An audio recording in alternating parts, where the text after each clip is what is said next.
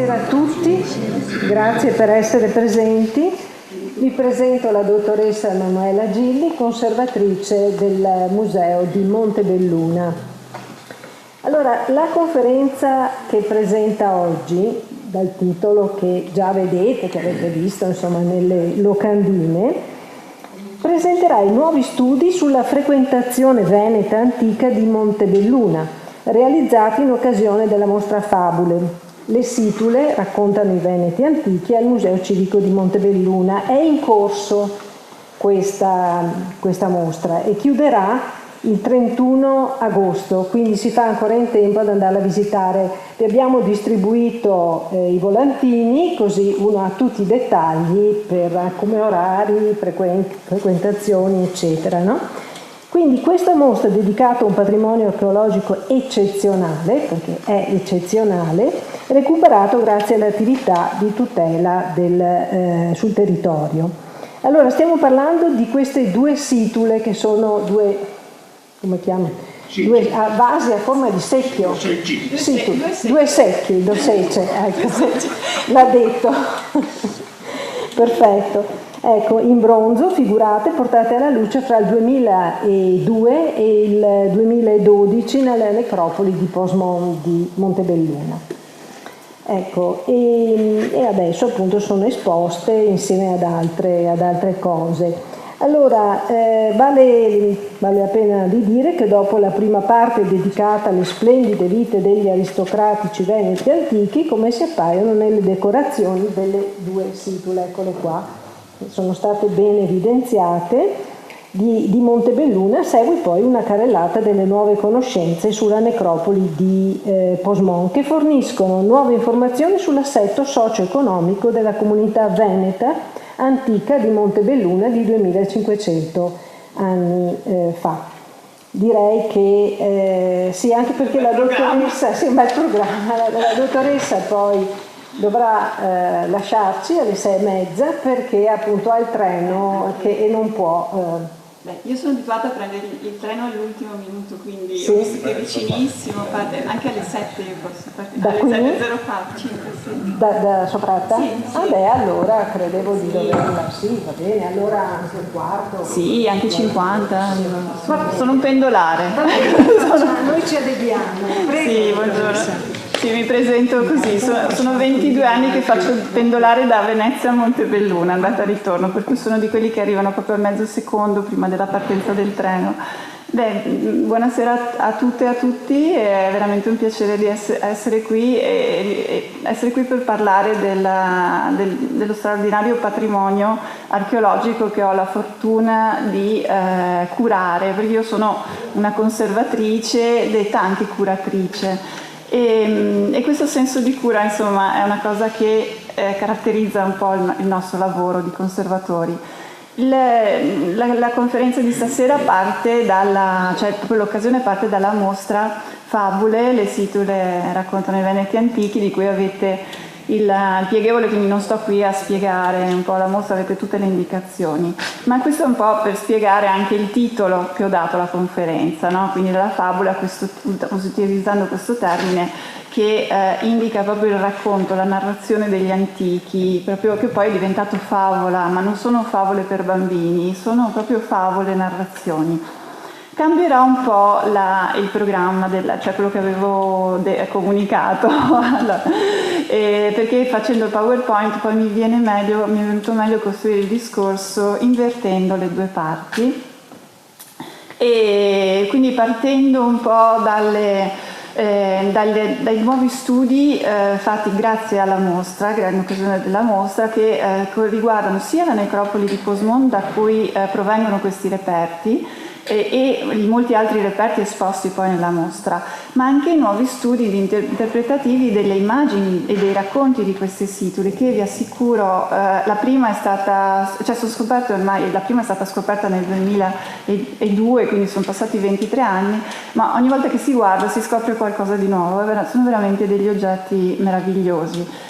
Io ho intenzione di parlarvi per una quarantina di minuti, 45 minuti, ma proprio per dare spazio poi alle domande. Io preferisco far così, faccio una carrellata cercando di dare tutte le informazioni possibili per poi chiacchierare un attimo insieme e fare come una seconda conferenza sulla base dei vostri interessi. Questo è un po' il programma che mi sono data. Quindi guarderò il telefono per stare attenta ai tempi, non perché ho interessi di altro tipo. Bene, quindi partiamo subito dallo schema. Allora, lo schema della mostra è molto semplice. Da una parte abbiamo le fabule, cioè le narrazioni, quindi i protagonisti sono le situle e i loro disegni, i loro racconti. Dall'altra invece abbiamo le tracce, le tracce lasciate, le testimonianze lasciate dal passaggio di altre persone, uomini e donne, nel corso dei millenni, stiamo parlando proprio di millenni, e soprattutto del lavoro degli archeologi per capire queste tracce, questi messaggi dal passato e da questi costruire delle storie e poi la storia più antica della nostra. E do subito delle coordinate geografiche perché noi siamo a Montebelluna, non siamo così distanti, però è bene sempre un attimo collocarci. Siamo ai piedi del Montello, con l'esattezza ai piedi della collina di Montebelluna, che è adesso, se io faccio così, no, vedete il mouse? Sì, ok, lo uso come puntatore. Allora, noi siamo qui alla base, proprio alle pendici della collina di Montebelluna, che come vedete si capisce bene che in realtà è un pezzetto di Montello che era separato da uno dei rami del fiume Piave, che circa 10.000 anni fa, poi a causa dei movimenti di innalzamento progressivo del Montello, si è trovato il corso sbarrato e ha preso il corso attuale. E questa visione ampia, molto ampia, che abbraccia il Piave e la zona di pianura, la zona collinare, la pedemontana, è importantissima per capire i segreti del successo di Montebelluna, del territorio di Montebelluna nel periodo dei Veneti antichi, che è il periodo che andremo un attimo a vedere e che ha generato le magnifiche situle, che ci parlano di una comunità di persone che vivevano super bene, erano proprio molto ricche, molto potenti, importanti, e vi svelo subito il segreto di questa importanza: era dato al fatto di essere allo sbocco della valle del Piave e proprio in pianura, e in una zona di passaggio di persone, oggetti, materiali, mercanti che viaggiavano tra il mondo alpino a nord, il mondo etrusco a sud, il mondo adriatico, e poco distante insomma abbiamo anche tutta la zona adriatica, e il mondo padano. Quindi era un crocevia di persone, commerci, e che quindi le famiglie più importanti di questo periodo riuscivano a controllare. Tutt'oggi, per chi conosce, fa familiarità con Montebelluna, ancora adesso è una sede di mercato, cioè questa vocazione al mercato, al commercio, l'ha sempre tenuta grazie alla posizione geografica.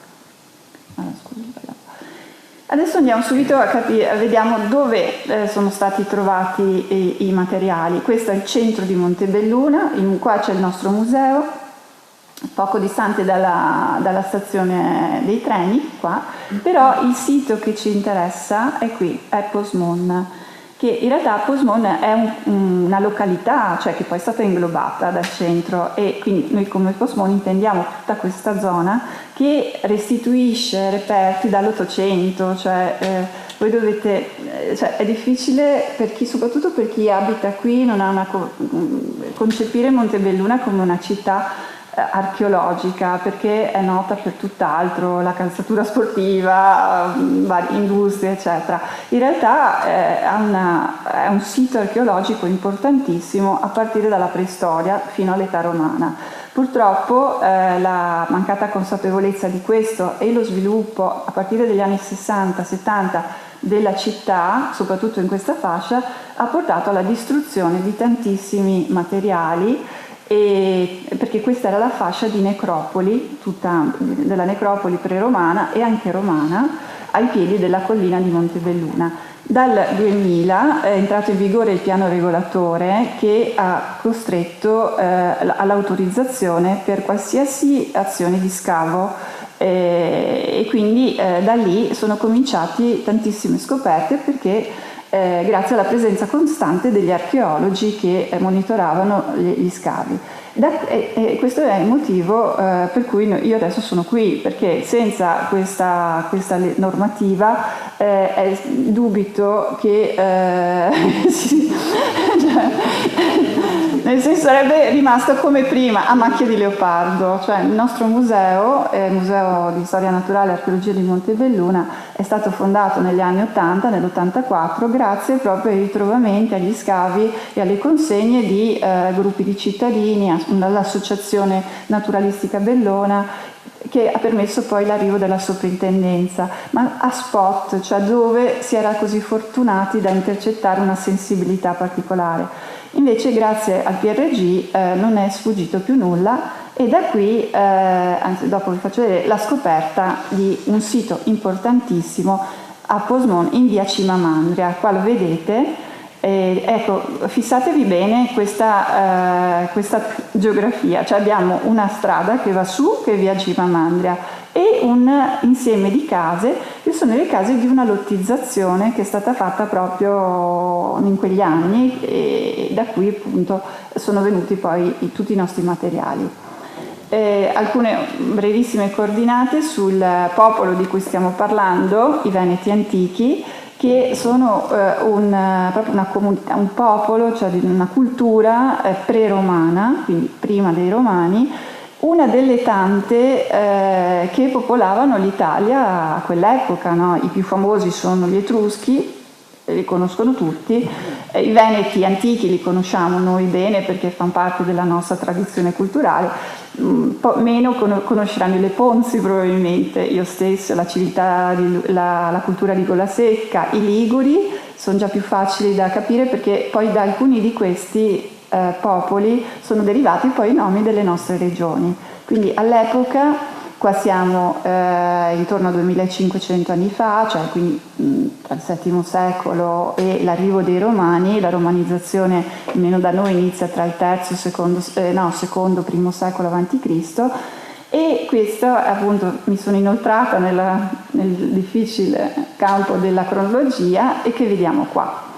E qui abbiamo un po' una scala del tempo che vi mette insieme anche il Veneto, inquadrato nel complesso più ampio dell'Italia, e non a caso c'è la Grecia, perché dalla Grecia arrivano tutti quegli influssi culturali che ci hanno fatto crescere come popolo, come civiltà, come cultura, e che hanno dato origine anche ai prodotti artistici, quali quelli che vediamo nelle nostre situle, cioè nelle nostre secchie decoratissime. Quindi un breve ripasso: l'età del ferro, che è quella di cui noi parliamo e che segue alle tre età dei metalli. Abbiamo l'età del rame, l'età del bronzo, poi l'età del ferro, e prima abbiamo invece la preistoria, il paleolitico e il neolitico. Noi invece siamo nell'età del ferro, tra 1200 a.C. e 400 a.C., dopodiché arrivano in varie zone i Romani. Quindi questo è un po' per inquadrare dove e quando, e dove, quando e chi, perché sono i Veneti antichi. Ecco, questa è vi ricordate quella porzione, no, di Posmon che vi ho fatto notare, via Cimamandria, la via verticale, l'agglomerato di case con una forma un po' trapezoidale, sì, poligonale così. E questa è la lottizzazione che ha dato origine alle varie scoperte a partire dal 2001. Il grosso, ecco, qua già cominciamo a vedere i risultati dei lavori fatti per la mostra. Vedete che sull'ortofoto, dove compaiono le case attuali, abbiamo sovrapposto le piante di scavo dei diversi scavi che sono stati fatti.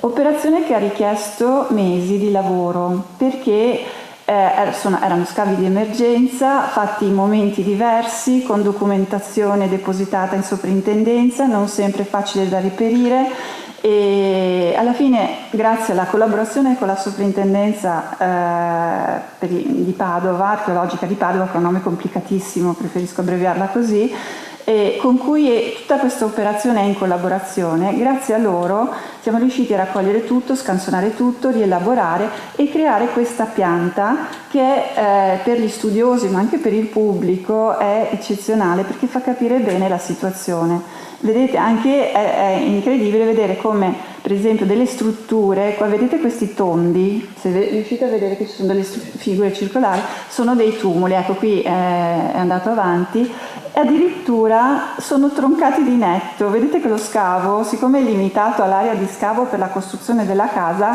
e non è uno scavo di ricerca, ci sono dei tumuli proprio tagliati a metà, addirittura delle tombe tagliate a metà, perché... e questo è comprensibile, perché pensate al proprietario che si vede bloccato e alla ditta che si vede bloccato lo scavo perché sono state trovate le tombe romane per i romani. Non è così facile far capire lì per lì, quando perdono tempo, soldi eccetera, le motivazioni. Poi ci sono quegli illuminati che lo fanno.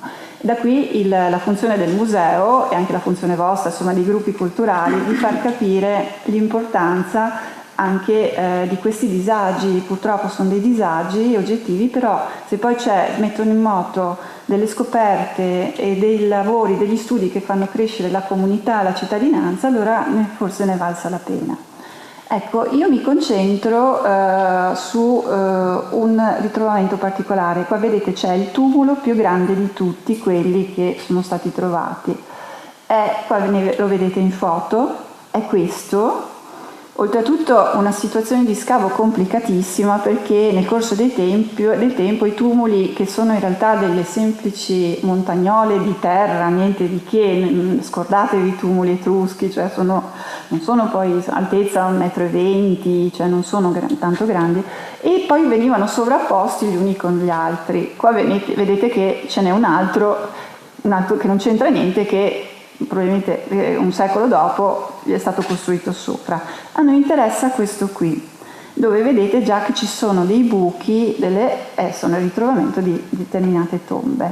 Ecco, qui vedete la pianta del tumulo e la sua sezione, con messa in evidenza la tomba più importante che ha dato origine al tumulo.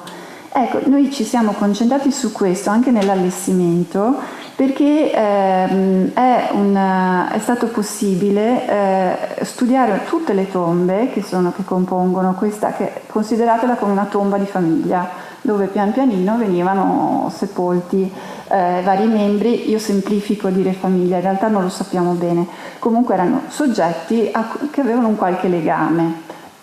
La cosa più semplice è pensare a un legame familiare.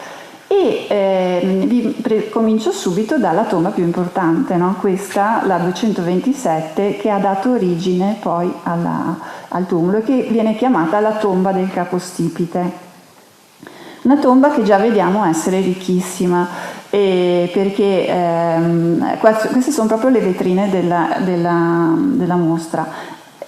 Già il fatto che c'è una situla un po' malmessa, molto restaurata, ossidata, però è una situla, cioè un vaso a forma di secchio, non decorata, dentro il quale si trovavano i resti cremati dei defunti. E il fatto che ci sia il vaso ossuario sia un recipiente in bronzo e metallo già ci dice che siamo di fronte a personaggi molto ricchi. Chi sono? L'abbiamo saputo grazie alle analisi antropologiche. E abbiamo trovato i resti di un maschio, di un individuo adulto di sesso maschile, un individuo adulto di sesso femminile e un infante. Infante vuol dire proprio piccolino, cioè adesso c'è Marta Modolo che forse potrebbe anche io. Infante è 1 anno, 2, cioè fino ai 3 credo, sì, esatto. Fino ai 3 anni, dove proprio non era possibile determinare il sesso.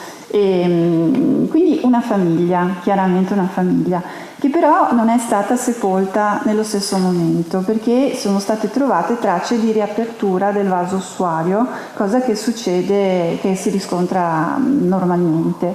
Era proprio diventata una microtomba di famiglia dove pian pianino venivano ricomposte i resti dei familiari. Questo è un focus sul corredo che vi assicuro è molto molto ricco e importante per il numero di fibule, che sono questi oggetti che sono delle spille, praticamente degli aghi di sicurezza speciali, e di oggetti preziosi che adesso vedremo in dettaglio, oltre ai simboli maschile e femminile. Quindi abbiamo chiaramente le armi che si riferiscono all'individuo maschile, abbiamo un bellissimo coltello con il fodero in bronzo, la punta di lancia, e invece bracciali, anelli e altro che si riferiscono al mondo femminile. E poi degli oggetti preziosi, piccolo ma prezioso, è proprio il caso di dirlo. Abbiamo un frammento di lamina d'oro, un frammento d'ambra rarissima da noi a Montebelluna, invece molto diffusa qua sull'Alpago, una cosa incredibile, hanno trovato delle perle d'ambra enormi, e questo è corallo. Devo dirvelo io che è corallo, però vedete la forma del rametto, che ovviamente ha perso il suo colore. Ecco, torniamo qua per capire quanto sono piccoli, cioè sono proprio piccolissimi, dei mini resti, però che ci indicano la presenza di una famiglia molto molto ricca e importante, giustamente la tomba principale. Questo anche è una spilla, una fibula con l'arco rivestito in ambra. Anche questo, vedete, diventa un po' spugnosa con il passare del tempo, ma è sicuramente ambra, quindi indice di ricchezza. E qua rivediamo, no, il dettaglio della tomba. Questa è la situla in bronzo che vi ho fatto vedere, il corredo e i resti dei defunti erano tutti dentro, e adesso guardiamo un attimo questa parte qua, che ha il numero 120, che non è una tomba. Qua vedete la composizione, allora questa è la foto artistica della vetrina, non si capisce, molto bella, non si capisce niente. Andiamo a vederceli qua. E qui abbiamo, allora questo, strano a dirsi, è una situla. Se venite a vedere la mostra, cioè rimarrete colpite da questa cosa stranissima. E qui è stata ovviamente disegnata e ricostruita. Ecco, questo, il disegno tecnico, è parte integrante, rientra nel titolo, no? Cioè in quello che sta nella presentazione. Le mostre sono delle occasioni per prendere in mano anche questi materiali, avere anche dei fondi, dei soldi per pagare i disegnatori, gli studiosi, cioè per mettere in circolo anche delle possibilità di lavoro.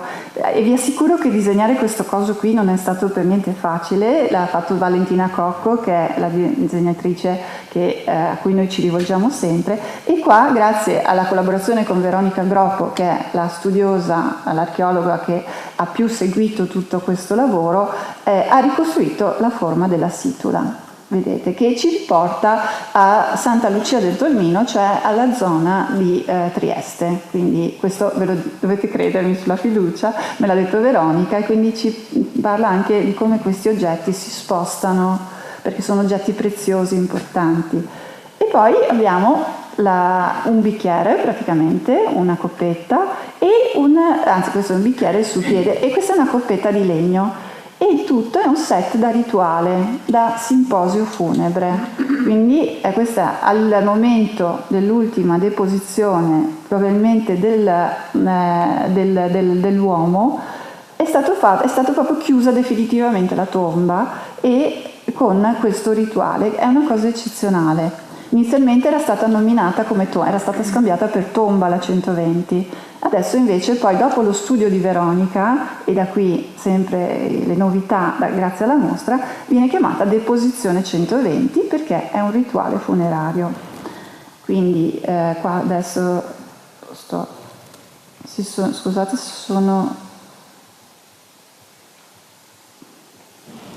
Ecco qua. Adesso torniamo, vi ho fatto vedere un po' uno spaccato, non potevo presentarvi tutta la necropoli, abbiamo scelto questo esempio per farvi capire come dallo studio degli oggetti, dalla tipologia degli oggetti, dalle analisi delle ossa e dallo studio anche dei materiali si ricostruisce appunto questo spaccato socio-economico, cioè la presenza di gruppi, cioè di famiglie molto ricche, molto importanti all'interno di una comunità che è ormai stratificata, perché nell'ambito di quel tumulo, che voi avete visto avere altre tombe, quella era la più importante, le altre invece erano molto inferiori, avevano solo gli ossuari di ceramica, non avevano tutti questi gioielli, e quindi questa è l'attestazione di una stratificazione sociale. E questo già si era capito scavando le tombe, prendendole, però è la prima volta che viene fatto in maniera sistematica, scientifica e tradotta anche in testo. Adesso andiamo a vedere le fabule, cioè le nostre famose situle, che sono queste secchie, quindi proprio dei secchi che, qua vedete la situla 1 con il suo corredo, questa è quella trovata nel 2002, e la più studiata, insomma ormai nota, esposta al museo da tanto tempo, con il suo corredo abbastanza semplice, con i vasetti per il rituale funerario, simposio e poi degli oggetti di ornamento. Però ci torniamo dopo su questo. Questa è la situla invece numero 2, la più recente, quella trovata nel 2012, e che ha dato origine alla nostra mostra, perché è stata restaurata al Museo Nazionale a Testino e una volta finito il restauro si è deciso di ricongiungerla alla sua altra situla perché è un dato eccezionale, cioè queste situle sono poche in giro per il mondo, che poi è un mondo molto piccolo, questo dei Veneti antichi, cioè dopo vedremo la distribuzione dell'arte delle situle. A Montebelluna ne abbiamo trovate 2. Quindi questo era un dato che andava pubblicizzato e cioè, era il caso proprio di fare una mostra. E questa invece, vedete, ha un corredo già più importante, perché vi anticipo, mentre nella prima c'era una sola persona, qui le persone sono 3. Quindi da qui, vedete tutto 3, anche 3 vasetti, eccetera. Adesso vediamo un po' le famose fabule, no? Che cosa ci raccontano queste situle? E qua si apre un mondo, vi assicuro che potrei stare qua una settimana e non va a finire, perché si aprono, è veramente una cosa incredibile quello che ci raccontano, e ancora più incredibile vederle insieme, perché sono 2 racconti completamente diversi. La prima, questa in realtà comincio dalla nuova, perché è quella che interessa anche di più, è una situla maschile, caratterizzata da, vedete, solo personaggi maschili. Questa adesso è una brevissima presentazione. Mentre la seconda, la più antica, per quanto ci riguarda, è una situla più complessa, dove l'elemento femminile è molto importante e si inserisce in tutta una narrazione che ci parla di come vivevano le famiglie importanti, ricche, proprio l'élite dei Veneti antichi. Ecco, questo è bene sottolinearlo. Questi non sono i racconti del popolo, delle persone comuni, ma sono i racconti delle persone più importanti, più ricche, che così facevano sfoggio della loro ricchezza. È una sorta di propaganda, di manifesto di propaganda. E da lì anche il titolo, un po', dalla fabula alla realtà, perché sappiamo bene, no? Siamo sommersi dalla propaganda, no? Ci stanno raccontando di tutto, ci vogliono far credere di tutto. Anche allora era la stessa cosa, e capire poi se a questi racconti corrispondeva la realtà, possono provare a rispondere gli archeologi, andando a scavare proprio per esempio noi scavando nella necropoli di Posemon non abbiamo trovato tutte queste cose, cioè i carri, i troni di cui si parla nelle situle, però adesso vediamo cosa ci raccontano. Intanto come sono state prodotte, che è già un discorso importante. Qui vi presento Stefano Buson, che è il restauratore che della soprintendenza, adesso è in pensione ma adesso lavora più di prima, e che ha restaurato tutte le restauratore e soprattutto esperto di ricostruzioni sperimentali delle situle. Infatti qui vedete anche nel titolo io avevo messo questa, che non è certo l'originale, vedete la differenza, ma è la sua ricostruzione sperimentale, che è esposta ovviamente in mostra, anche perché è l'unico modo per far capire veramente al pubblico l'importanza di questi oggetti, che di per sé hanno grossi problemi di conservazione, sono molto rovinati, i restauratori hanno fatto i miracoli per tirarle su, e quindi affiancare la ricostruzione sperimentale è importantissimo, fatta però secondo le tecniche dell'epoca, e Stefano così ha fatto, ci ha messo mesi a riprodurre le nostre situle, e con la tecnica dello sbalzo e del cesello, e c'è una sezione tutta dedicata alla ricostruzione delle situle. Però noi adesso qua parleremo più che dell'aspetto tecnologico, ma dell'aspetto artistico, cioè questi manufatti hanno dato nome alla corrente artistica chiamata l'arte delle situle, che si trova soprattutto su questi vasi, almeno negli esempi più eclatanti. Però lo troviamo anche, queste decorazioni che rappresentano animali, uomini, scene varie, la troviamo anche in altri oggetti, cioè i foderi dei coltelli, i cinturoni, anche addirittura sugli elmi.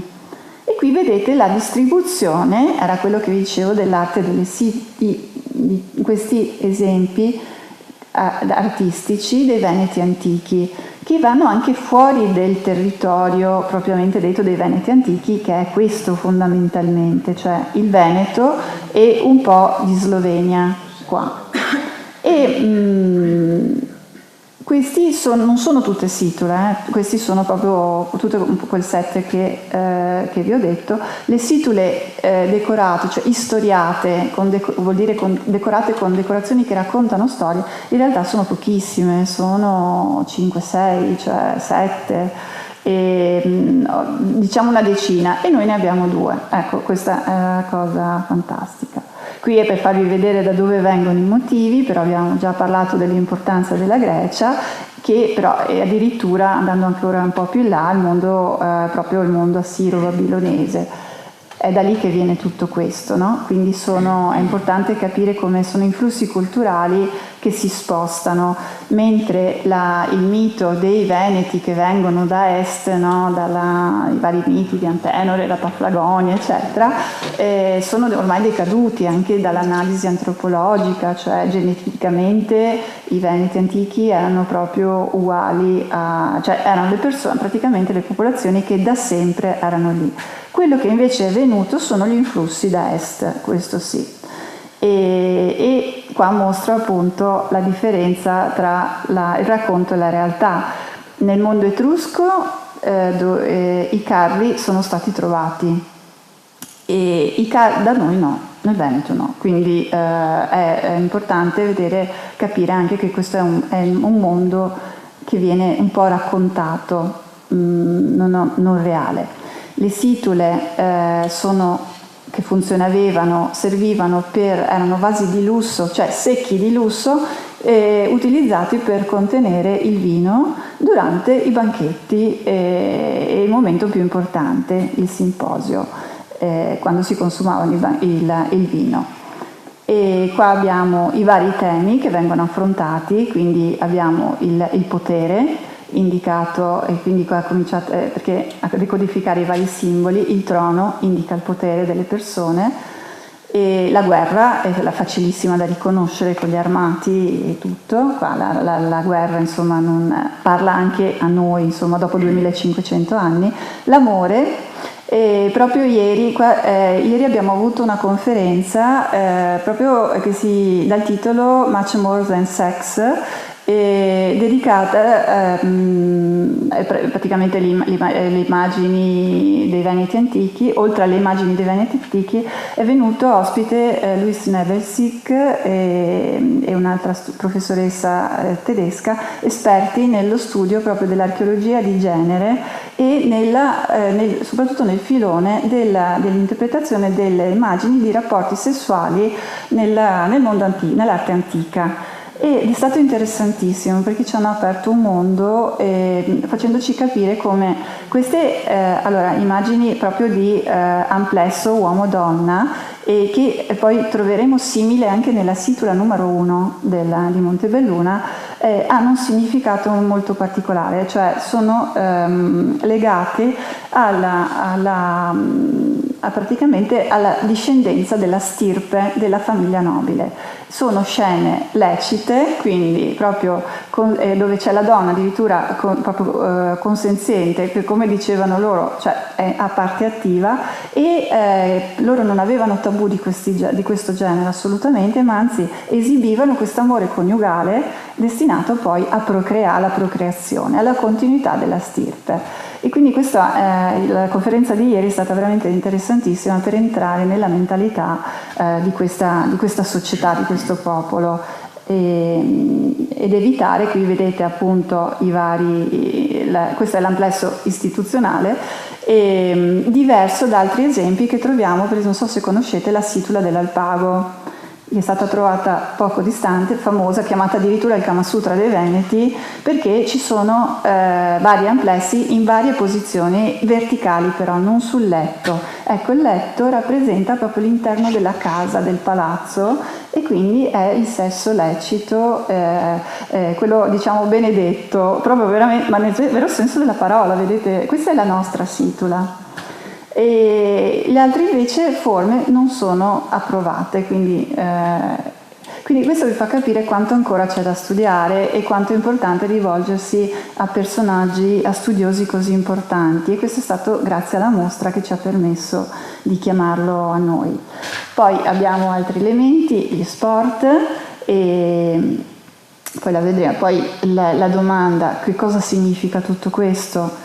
È veramente di difficile risposta, perché anche ieri si è parlato, ci sono stati dei collegamenti con gli aspetti mitologici, però nel nostro caso, almeno nel caso delle 2 situle di Montebelluna, probabilmente sono delle rappresentazioni realistiche di vita reale, pur con i limiti che vi ho detto prima, no? Una vita reale di propaganda dei nobili signori.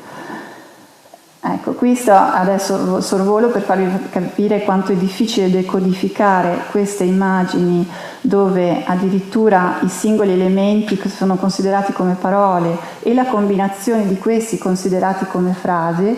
Per esempio qua vedete il cavaliere armato, che è una frase che è composto dal cavallo più il personaggio, l'elmo e le armi.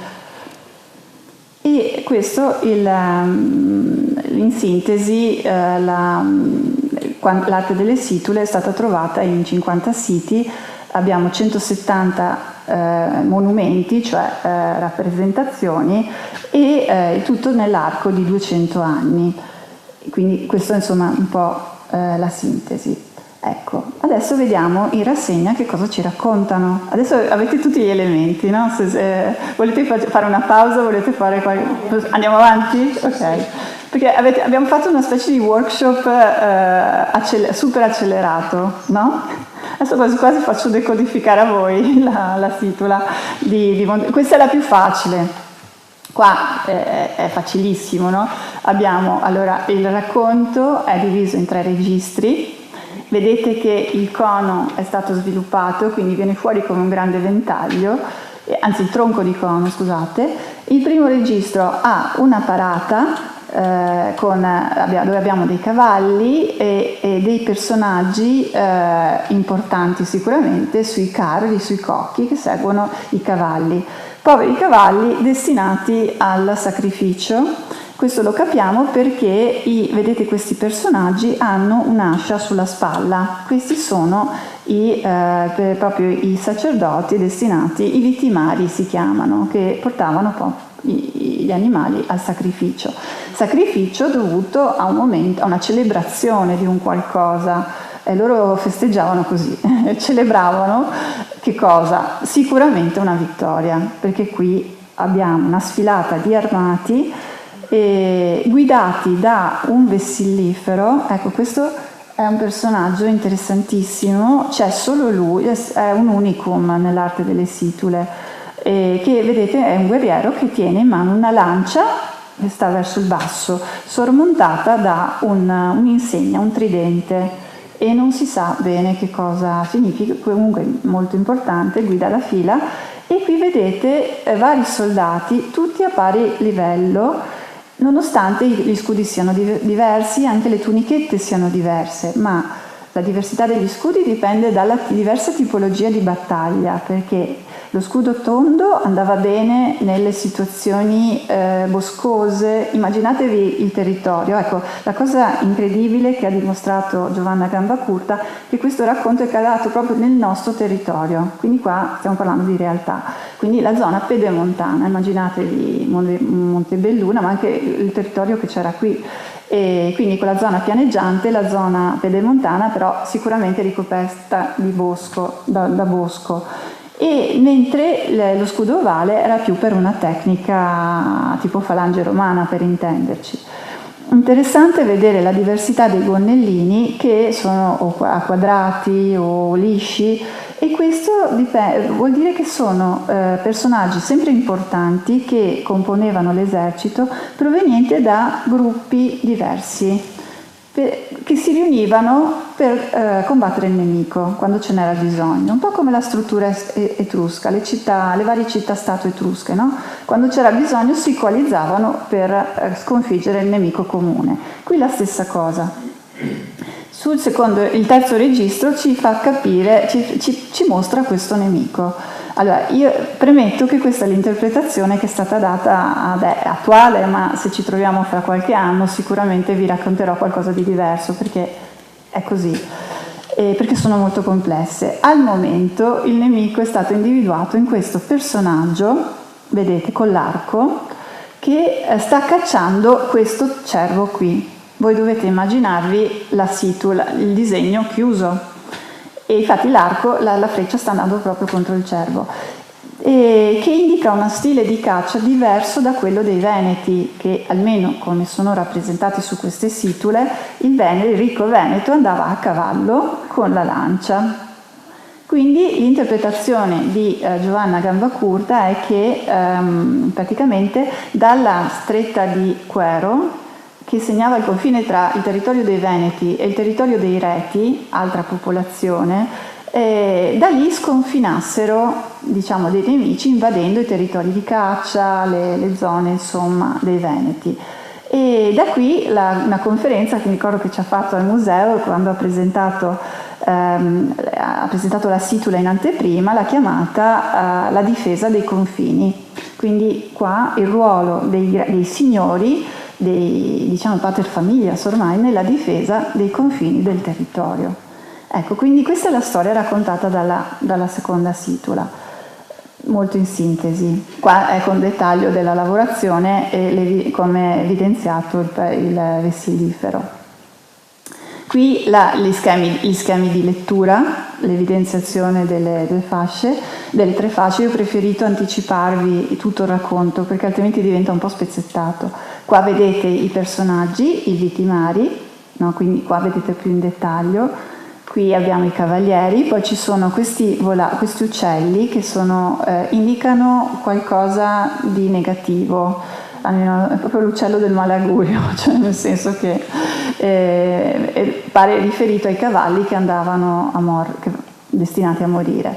Qua ci sono la sfilata con i personaggi sul cocchio e sul carro. Qui vedete il cappello a falda larga, indica personaggi di altissimo rango. Anche lui doveva essere di alto rango, però questi di più perché hanno il cappello largo. E qui di nuovo, insomma, le vitimari. Poi qua abbiamo i nostri soldati che avevamo già visto ampiamente. Ecco, sono sonopliti, cioè questa è una fanteria, che era il sistema, insomma, che noi abbiamo riscontrato. Nel discorso generale mi sono dimenticata di parlare del contadino, dell'aratura, e questo ha vari significati, indica i possedimenti terrieri, indica anche la geografia, cioè un'interpretazione può essere che la scena di aratura indica la zona pianeggiante, la zona coltivata intorno al villaggio, e mentre il cavaliere a caccia indica la zona dove è boscosa, dove c'erano i cervi, insomma, dove si andava a cacciare. Ecco che vedete qui.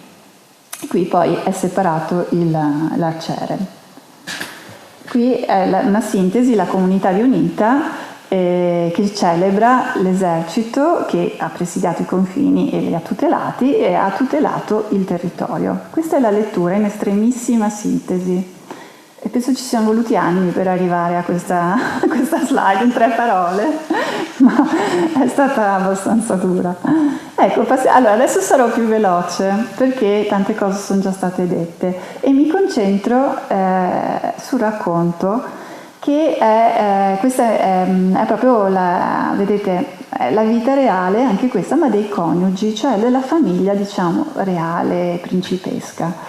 E anche qui, vedete le fasce, però sono divise, mi è sparito il mouse, ecco qua, divise in modo diverso. La processione, che è molto simile, vedete sempre i poveri cavalli col vittimario, cioè sempre quello. La novità qui è che non solo i cavalli vanno alla, ma c'è anche un prigioniero nudo. Tant'è che e la processione finisce qua, con l'ultimo vittimario.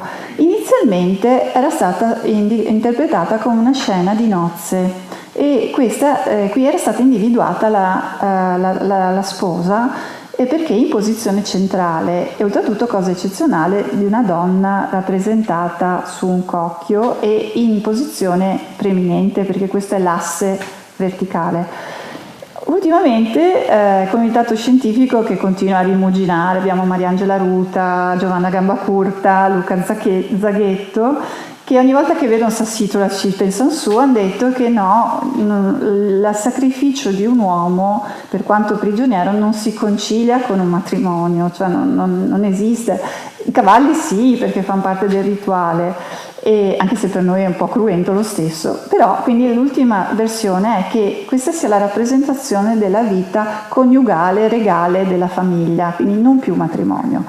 E qui abbiamo i festeggiamenti all'interno, quindi le scene proprio di festa, convivio, quelle in cui venivano usate, quei momenti in cui si usavano proprio le situle, si usavano questi secchi per dimostrare la propria ricchezza e condividere. Qua scene sportive, i pugili, e qui abbiamo la scena di letto che avevamo già visto ampiamente prima, collegata, e questo dopo lo vedremo in dettaglio, a queste due signore che sono molto molto importanti perché danno la chiave di interpretazione di questa scena qua.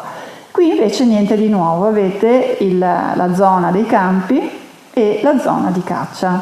Vedete che i modelli sono abbastanza simili, cioè alla fine questi erano, si parla infatti di artigianato artistico, cioè erano artigiani, probabilmente anche itineranti, specializzati, che lavoravano su cartoni, su immagini, poi ovviamente esaudivano i desideri della committenza che magari volevano esprimere determinati particolari in più.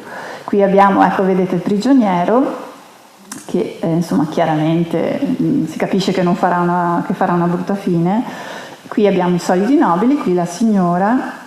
Qua ecco questo particolare incredibile del rapace pare con il pesce che ha fatto parlare della vicinanza al Piave, perché però queste sono tutte interpretazioni varie.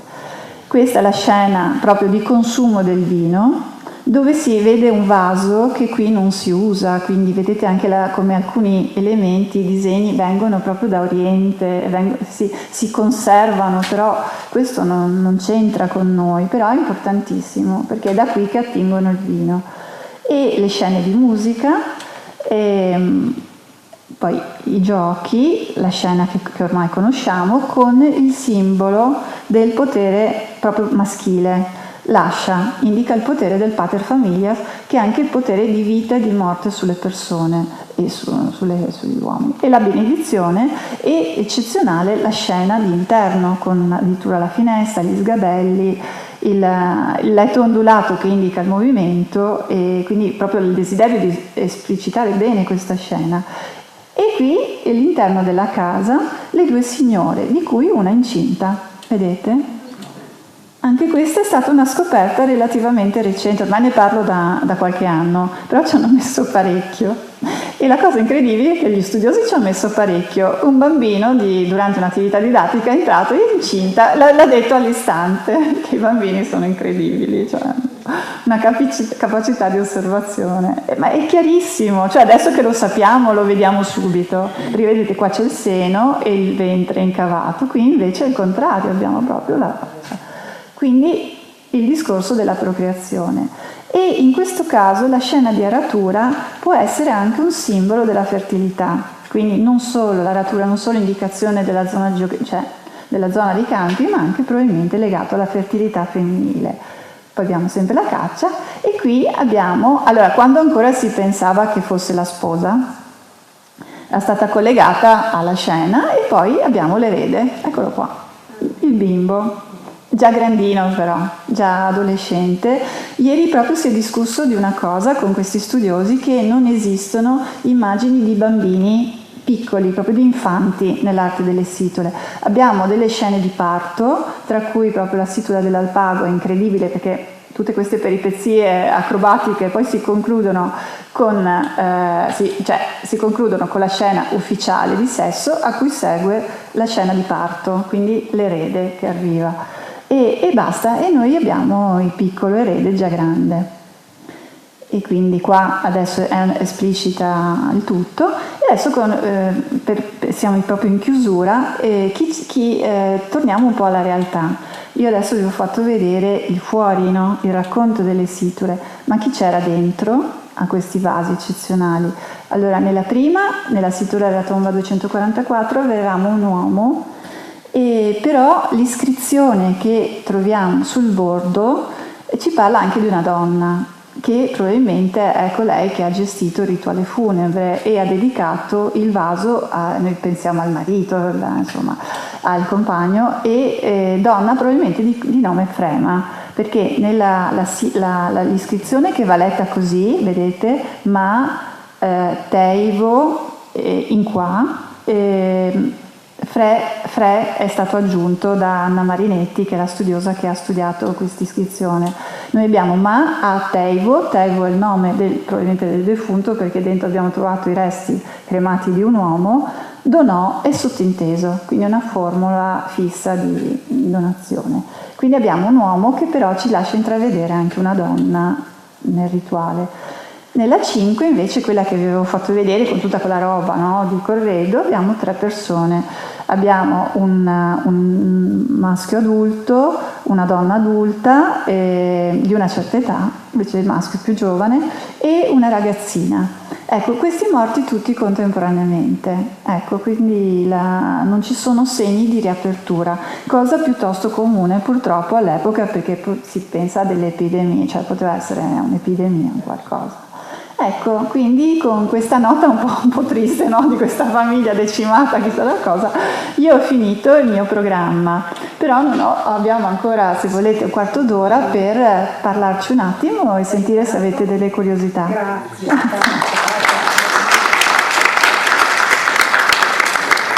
Grazie a voi. Avete scavi aperti o pensate di avere scavi noi non, purtroppo come museo non abbiamo scavi in corso, neanche la possibilità di farlo. Sono scavi di emergenza gestiti dalla soprintendenza, di cui non sempre abbiamo notizia, perché avvengono proprio nei cantieri che sono in giro nella città. Che io sappia adesso c'è qualcosa di aperto, solo che noi lo veniamo a sapere dopo. No, sul serio, perché ci portano i materiali. Allora, spesso lo veniamo a sapere durante, perché accompagniamo i funzionari durante i sopralluoghi. Loro hanno sempre piacere, però dipende dal funzionario. Adesso con la funzionaria attuale, che è Carla Pirazzini, spesso mi capita insomma di partecipare perché andiamo insieme. A loro fa bene appoggiarsi al museo locale anche nei confronti della cittadinanza, noi siamo comunque dei mediatori. E sempre lo veniamo a sapere dopo, quando ci arrivano gli archeologi con le casse di materiali e queste vengono qua. E al momento non c'è nulla di aperto, credo. Non più a Posmò, immagino, perché ho visto a Posmò è stato fatto quasi tutto, sì, è ormai esaurita la lottizzazione, sì. Quella doveva essere allora la necropoli della città che sta.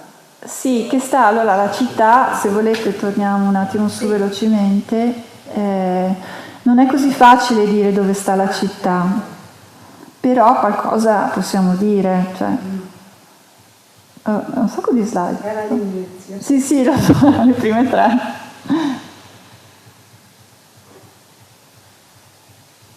Così vi rifate un ripasso. Eccola qua.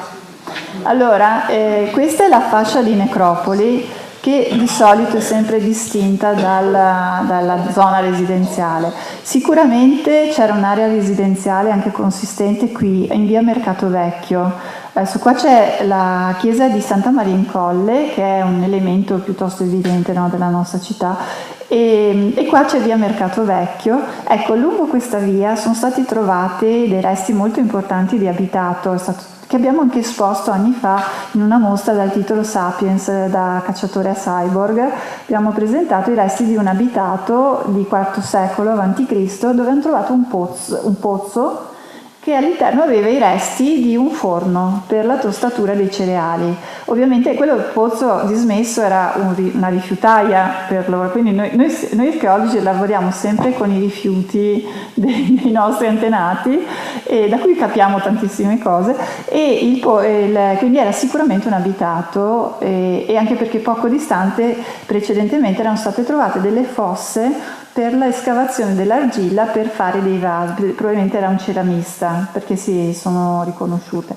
Quindi abbiamo qui sicuramente delle zone di abitato, però sono state trovate delle buche di palo anni fa nel rifacimento del parcheggio dell'ospedale civile, anche qui, per cui probabilmente erano villaggi sparsi, cioè a macchia di leopardo, cioè nuclei di abitato e zone di necropoli, però concentrate qua, perché le tombe di questo periodo noi le troviamo sempre qua, invece le tombe romane le troviamo un po' in giro, prevalentemente qui, ma anche in pianura legate alle zone di centuria, cioè coltivate, piccoli borghi, cioè si sono espansi. Invece i veneti antichi seppellivano solo qua. Ecco. Ha senso un po', perché di solito la parte, insomma, funeraria è a valle, sì, rispetto all'abitato, per ovvie ragioni anche di igiene, insomma non erano stupidi, sapevano bene che inquina, no? Sì, sì, infatti. La falda, per cui di solito l'abitato sta a monte rispetto alla... Infatti le tombe romane che si trovano sono state trovate qua sulla collina, sono però in una zona cioè di pianoro, diciamo, alte, e legate probabilmente allo sfruttamento agricolo di questa zona della collina di Montebelluna, e poi altri nuclei in giro. E comunque adesso, grazie appunto agli scavi di emergenza, insomma, alla tutela, abbiamo molti più dati sui contesti di abitato, mentre prima non c'era proprio niente. Dall'ospedale in poi, dallo scavo dell'ospedale in poi, cominciamo insomma a avere, soprattutto i ritrovamenti di Mercato Vecchio ci parlano insomma qui è stato trovato un villaggio in miniatura, c'era il focolare, cioè sono stati trovati resti di pentole, un po' di tutto, resti di animali, insomma un dato molto interessante. La cava di rame si sa più o meno i metalli venivano probabilmente da su, allora l'idea è che vengano dalla Gordino, però non c'è niente di certo. Su c'erano? Beh, c'è la miniera di rame dell'Imperina, e lì c'è tutta la toponomastica prediale romana in un posto schifosissimo. Sono stata sì. E infatti l'idea è un po' quella.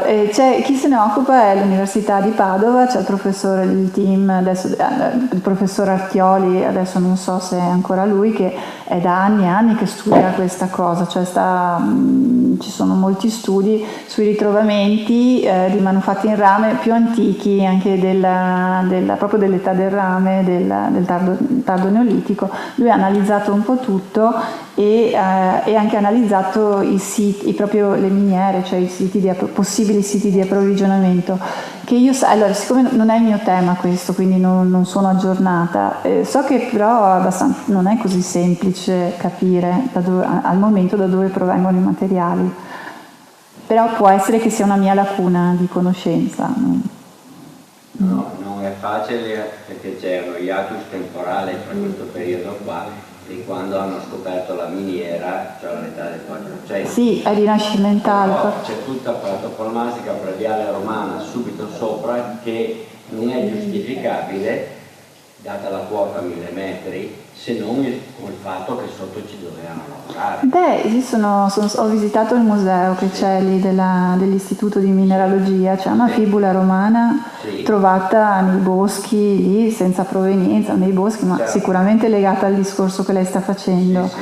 Perché allora noi per esempio al museo abbiamo esposti 2 pani di rame che sono questi pani che sono stati trovati un po' in giro a Colfosco, legati sono rinascimentali, è la prima fusione, no, dal minerale, sembrano delle pizze, tutte un po' bucherellate, sono bellissime, e noi ne abbiamo 2, però sono rinascimentali e sono studiatissimi proprio anche dal gruppo di Artioli e tutto, perché sono molto interessanti, e quelli sono riconducibili sicuramente allo sfruttamento di quelle. Perché non ce n'è altre. No, poi viaggiavano lungo il Piave, probabilmente quelli che abbiamo noi sono naufragati e rimasti lì, perché sono stati trovati lungo tutto il percorso, e questo è un tema. E per molto tempo si pensava fossero dell'età del bronzo.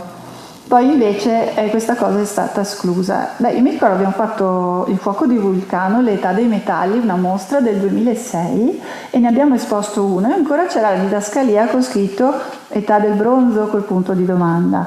E dal 2006 ad oggi no, sicuramente invece hanno... Perché non penso facessero la fluttuazione nell'età preistorica. No, poi erano diversi, quelli preistorici ci sono, ma sono più piccoli, con altre forme, questi erano proprio delle pizze, poi sono stati analizzati e c'erano, avevano un grado di raffinazione, credo il discorso fosse questo, incompatibile con le tecnologie dell'età del bronzo, dove le impurità erano molto più elevate.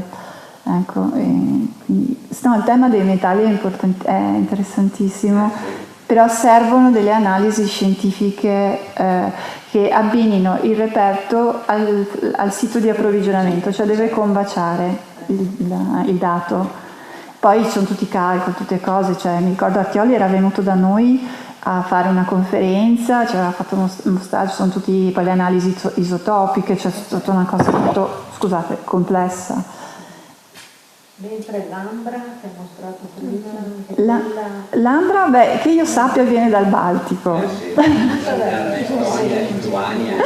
È la prima volta che parlo in una conferenza dell'ambra, cioè da questa mostra in poi, perché sinceramente a Montebelluna non è così frequente. È strano però, perché qua nella necropoli dell'Alpago, da cui viene la situra che ho citato, ci sono delle belle, insomma c'è una bella evidenza, e siamo vicinissimi, e soprattutto Montebelluna non sarà stata ancora trovata. Ma no, le abbiamo scavate tutte le tombe, 300. Io ho seguito anche i lavori come direttore dei lavori, le ho viste tutte. Ambra vi assicuro che ce n'è ben poca, e delle schifezze, per cui magari le ho vista ma non l'ho riconosciuta. Adesso invece che stiamo studiando, questa è la fase adesso dopo il restauro e la catalogazione, stiamo studiando a tappeto tutta la necropoli, perché quello che vi ho fatto vedere nel piccolo campione, no, del tumulo sesto, in cui abbiamo ricostruito un po' la struttura socio-economica, che vi ho esposto a grandi linee, in realtà lo studio è più complesso, vogliamo fare la stessa cosa su tutta la necropoli, però questo richiede uno studio dettagliatissimo di tutto, ma ci riusciremo, perché Veronica Groppo ha avuto un dottorato all'Università di Lubiana, 4 anni, per studiare la nostra necropoli. Noi siamo felicissimi di questo. Oltretutto paga lo Stato sloveno, e quindi diciamo...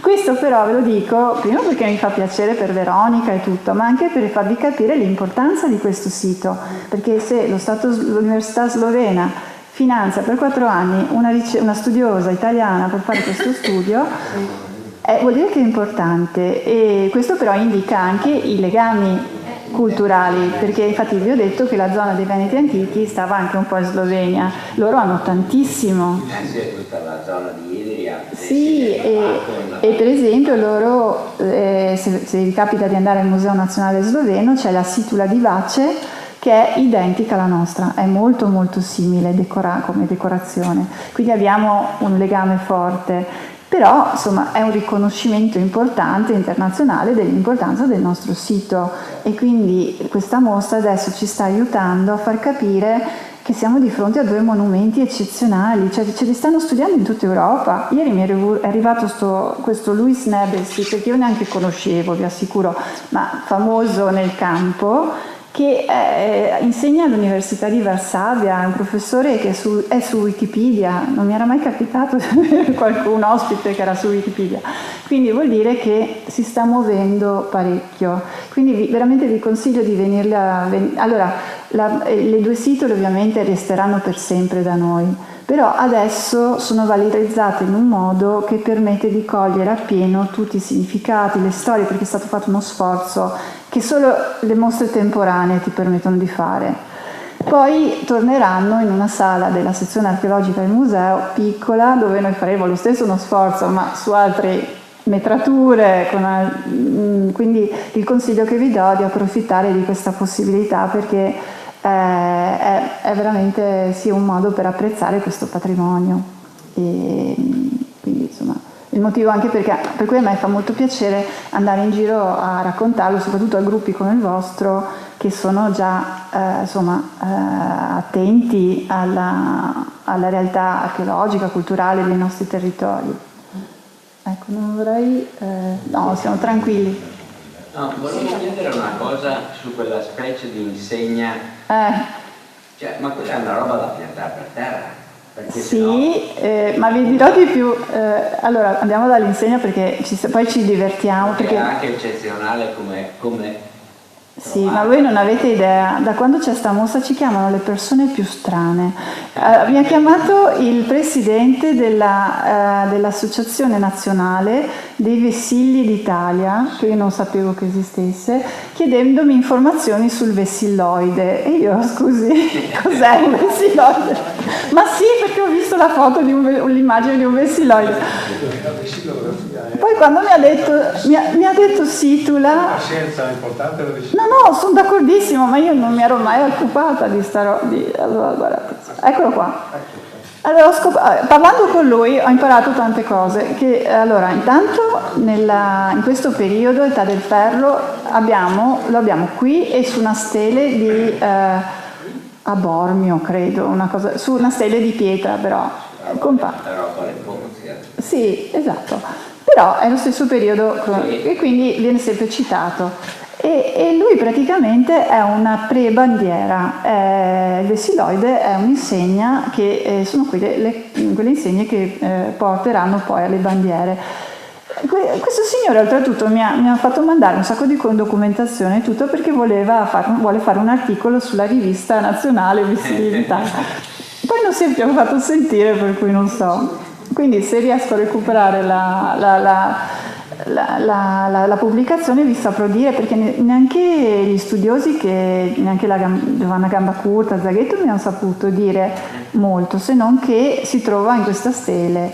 E questa è sicuramente una lancia, e c'è poi anche lì non si capisce se veniva conficcata, c'è chi dice che veniva conficcata a terra, sembrerebbe la cosa più... parte del comitato scientifico, l'altra parte che invece veniva messa obliqua, non lo so. Ha anche un presacchio per la mano. Sì, ma tutte ce l'hanno. Allora, queste le hanno tutte, solo che qui sono nascosti. Lo vedete se andiamo al cacciatore. Qui vedete? Questa è vedete qua anche nel... No, ma potremmo stare un mese, ve lo dico.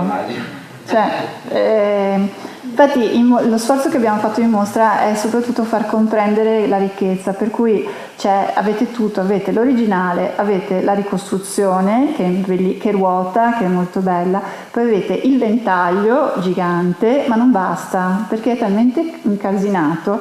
Allora abbiamo un video che pian pianino fa scorrere tutti i vari, evidenziando i vari particolari, e quello è l'unico modo secondo me di cogliere. Abbiamo messo anche degli sgabelli perché è una cosa lunga, e così si sta lì tranquilli e si vede scorrere tutto questo ben di Dio, perché c'è proprio di tutto, e così, quindi questo è un po'... Beh, complimenti, è stata una bellissimo racconto. Mi fa piacere, no, ma dobbiamo fare i complimenti al patrimonio, perché veramente ci piace vincere facile con questa no, veramente sia allestire che raccontare viene, rispetto a altre parti delle nostre collezioni che mi sono trovata a raccontare, si fa più fatica. Qui basta mostrarvi delle immagini, già siete catturati, Certo che doveva essere un insediamento piuttosto importante. Sì,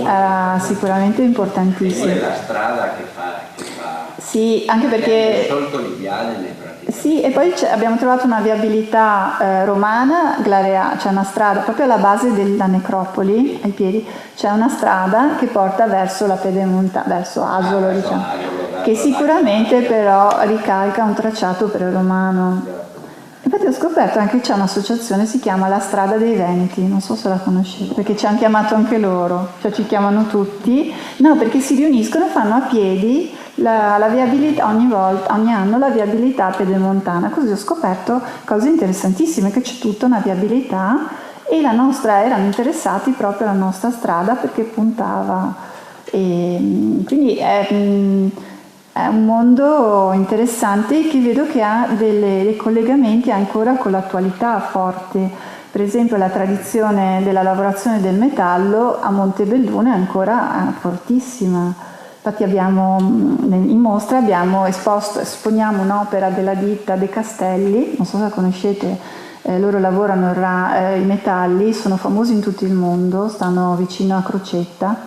Sono nostri sponsor, per cui li posso citare perché abbiamo fatto una manifestazione di interesse e così proprio per mostrare nella parte di tecnologia il collegamento tra questa tradizione artigianale e la tradizione che continua.